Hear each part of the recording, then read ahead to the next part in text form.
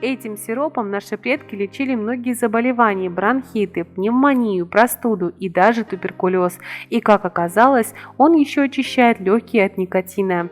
Приготовлять так. Шишки надо рвать, когда сыплется пыльца. Шишки надо собирать подальше от дорог. Рвем шишки, но не моем. В эмалированной кастрюле пересыпаем шишки слоями с сахаром. Слой шишек, слой сахара. Слой сахара должен быть большой, чтобы шишек не было видно.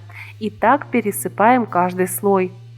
Последний слой сахара насыпаем горкой и ставим в темное место. Ждем, пока шишки пустят сок. Примерно неделя или меньше, зависит от шишек, сочные или нет. Когда шишки пустят сок, ставим варить. Доводим до кипения и варим на маленьком огне ровно 45 минут. Шишки помешивать нельзя, так как смола поднимается вверх.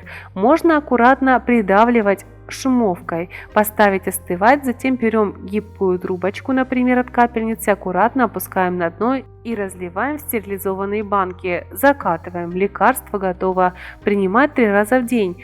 Утро натощак, завтракать через полчаса. 1 чайная ложка шишек, 1 чайная ложка шишек, 1 чайная ложка меда на 200 грамм теплого чая. Обед за полчаса до еды вечером перед сном. Понравилось видео? Ставьте лайк и подписывайтесь. Нам будет очень приятно. До встречи в следующих видео!